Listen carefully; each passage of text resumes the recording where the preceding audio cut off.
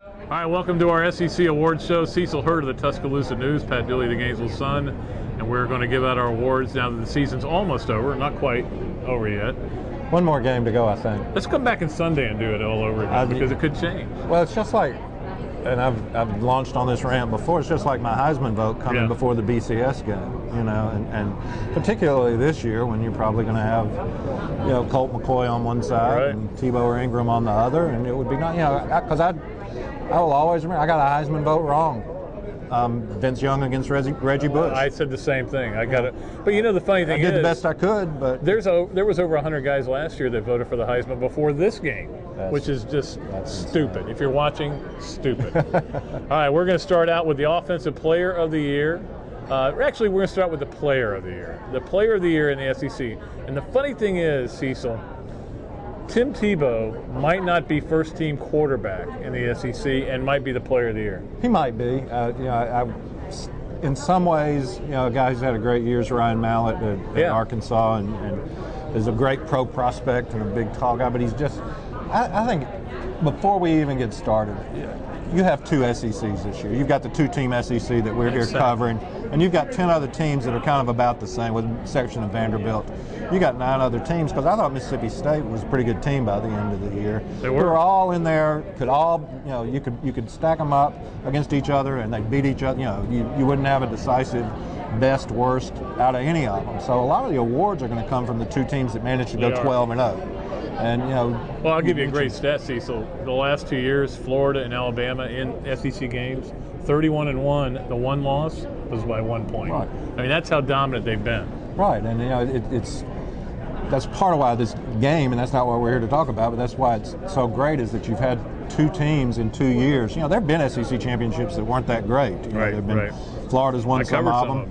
Florida's won some of them. Alabama's won one of them. You know, Alabama and Florida have played some classics. You know, the first one, 94 or 96 was a great one. Last year was a great one. There hadn't been too many other classics. Even in the close games, there hadn't been too many other classics. Yeah, even like that Tennessee-Mississippi State game wasn't a great game. That Tennessee-Auburn 30-29 wasn't a great game. Yeah, LSU. So anyway, that's off topic. But there really are. What Alabama and Florida have done to go undefeated in the regular season, that's rare for anybody to do it, period. It hadn't happened since Alabama did it last year but didn't finish the championship game, since Auburn did it in 2004, and it doesn't happen very often. And to do it in consecutive years, except for 1 point, as you say, against Ole Miss, it's just amazing. They are really the dominant teams, taking nothing away from the other 10 teams. So the most valuable offensive player to me has to come from one of those teams, and I think Florida would love to have Mark Ingram on their roster, but probably not as much as Alabama would love to have Tim Tebow on their roster. So I'll leave it at that. Yeah, it's hard to argue against what he's done, putting that team on his back. And they haven't been a great offense this year, but they haven't had to be a great offense. And if we're talking about Player of the Year, there's nobody defensively that you can really make an argument for. I think it's either Tebow or Ingram. You might be able to throw. You could, if they were better, you could throw Anthony Dixon in there. He deserves a mention. I think what he's done, you know, just statistically, you know, you'd love to have AJ Green on your team. Ryan Mallett. I mean, but it's a 7-5 team. Yeah, but they're 7-5 teams, so they didn't make huge impacts in terms of the kind of impact that you make on a 12-0 team, which is just exponentially greater. All right, how about Defensive Player of the Year? And this gets a little more interesting because obviously you have some great players at both those schools. There's also some guys out there. In fact, I'm going to throw a guy out that when I was thinking about this, I had to consider, and that's Eric Norwood of South Carolina. He's not my choice, but when I watched teams play, he was as good a player as I saw in this conference defensively. Yeah, he's outstanding. You know, I don't think. Guy who got a lot of preseason. I didn't think Eric Berry had a great year. No, I didn't either. For Tennessee. Well, they moved him around, but they didn't really make him as effective as I thought they would. No, but again, you end up with Spikes, with Hayden, with McClain, with Cody, with Arenas. You know, those are big time players. Arenas is a little bit different. His real impact isn't as a defensive player. But he's become a very good player. But he's a very good cornerback. But, you know, at Alabama, it's really about Rolando McClain.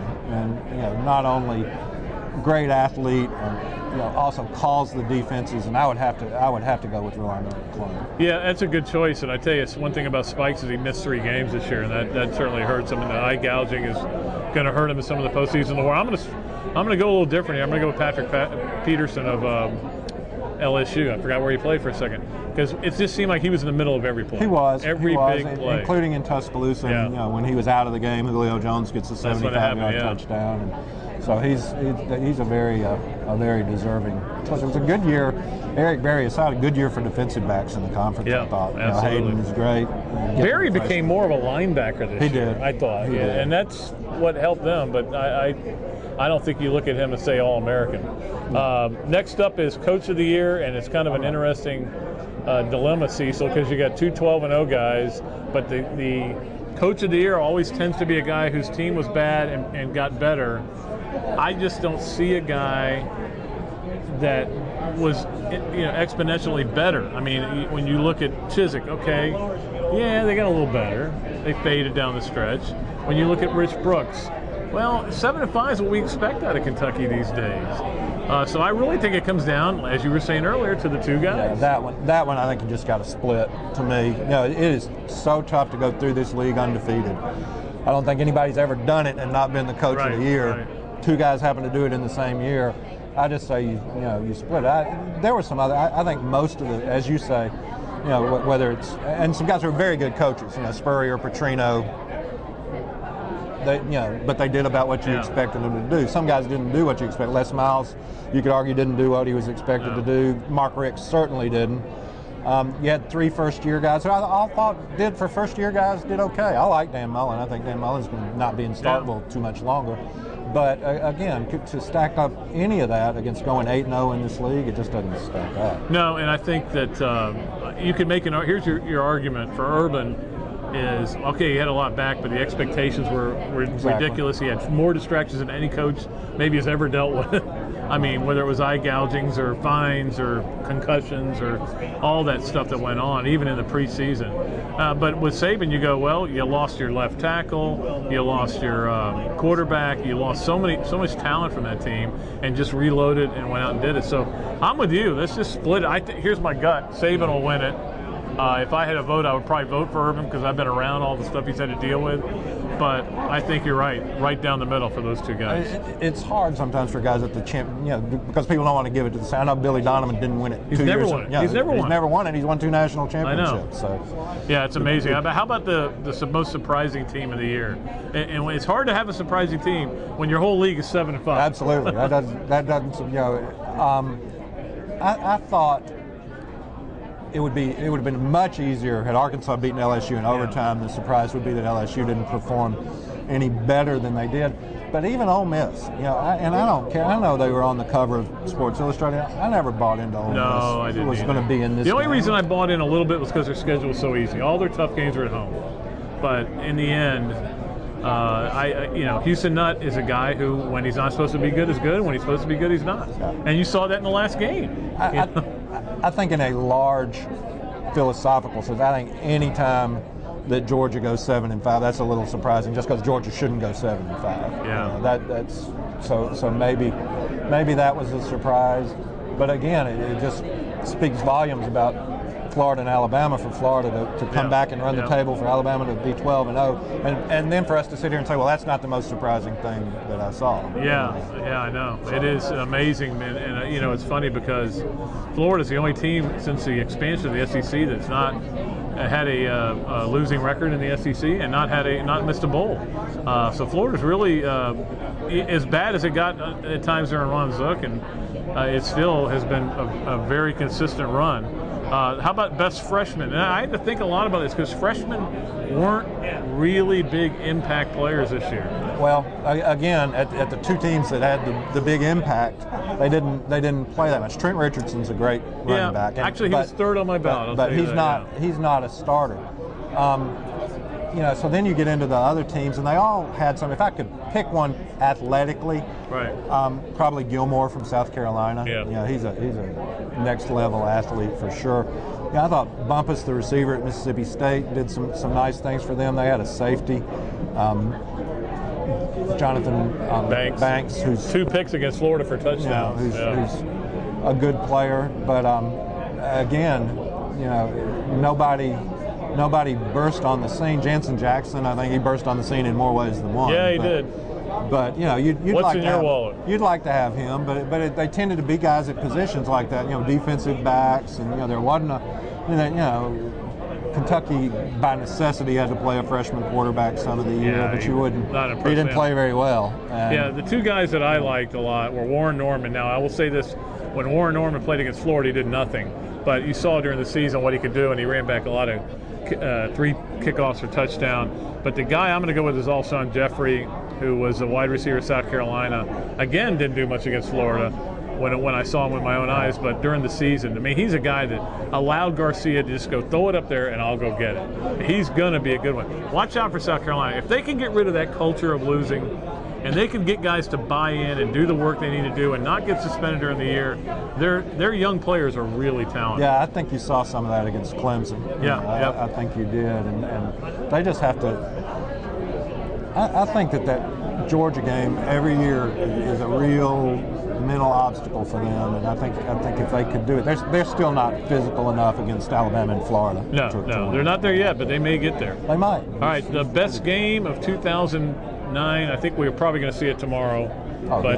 The best game that you saw this year, I mean, for me, it was probably on television because most of the Florida games, they won them all by double digits except the Arkansas game, and I don't put that in the best game category because Florida turned it over a bunch and allowed Arkansas to get in the game.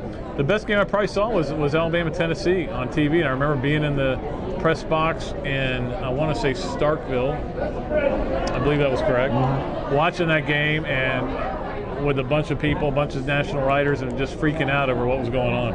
It was. The one thing I would say about that being, it certainly wasn't Alabama's best game, and that's not taking anything away from Tennessee, but it was the closest, most exciting, potentially had the most impact on the SEC race. There were some other close, exciting games, but again, they're down there in that parity part of the league. LSU, Mississippi State play a 1-point game. That's a pretty exciting game, and there was some Alabama-Auburn was a good one, Alabama-Auburn was a good one, and the atmosphere was good, and I thought Auburn played well, and Alabama did have to do some things in the fourth quarter, so I think that was in some ways more of a aesthetic success than Tennessee, but not as emotional, I think, and just for the Tennessee game to end the way that it did. And would have been an all-time classic if Lane Kiffin doesn't come into a press conference and start talking about how he didn't run a play because the refs were conspiring against him. Anyway. That's another show for another time. Yeah, well, we could talk about that all day. We dealt with a little bit of that, and we're still dealing with it. I thought that there were a couple of games that really came down. We just Saturday. I mean, we go to cover Florida FSU. We get done, we come home, and it's back-to-back overtime games on TV. But the game that was supposed to be the game of the year was Florida LSU, and it really wasn't much. Right. After Tebow ran out there and he's going to be the quarterback, and Florida kind of, just got it done business-wise, and LSU scores 3 points. That was in some ways a painful game to watch because Florida's defense just dominated LSU's offense to such an extent. All right, it says here that we're supposed to look at the outlook for 2010. Can we get 2009 over first before we do that? I think, look, Alabama's going to be good. Florida's going to be good again, even though they're losing a lot. I think South Carolina's on its way up. I don't buy into the Tennessee hype. I think they're losing too much. I think they're going to struggle a little bit more next year. You don't know what their quarterback situation is. Yeah, exactly. And, I think Ole Miss and Mississippi State and those kind of teams are going to be I asked Gary Danielson on the conference call, are Florida and Alabama separating themselves? And they said, no, the rest of the teams are too good. And I go, well, they weren't that bad the last couple of years, but they separated themselves. So I think we're back here next year doing this again. The two things I'll say, somebody, and I don't know who it'll be, is going to go to the Outback Bowl or the Cotton Bowl and have a big game and win, and they're like Ole Miss did last year in Dallas. And so you'll hear a lot about them. The one thing I will say that'll be a little different next year, first of all, is Alabama and Florida playing in the regular season. Yes. They aren't going to both go undefeated. They can't both go undefeated. And Alabama's schedule, not only do they have that coming on their schedule, they have Penn State coming on their schedule too. Now, both those games are in Tuscaloosa next year, but there comes a point where it's just tough every week to win games like that. So, but does it? I think it's very possible that they could both get here next year 7-1, 6-2, but it's still, I would pick the same two teams for the year. And that's what I've told people about Florida next year. I really believe they will be they won't be in contention for a national title, but they will be in contention in the East and have a real chance to win it. So I think that's what will happen. So we'll see what happens, but let's get through this one first before we get to that, and we'll see what happens Saturday. Until then, Cecil Hurt, Pat Dooley, that's our SEC Awards Show.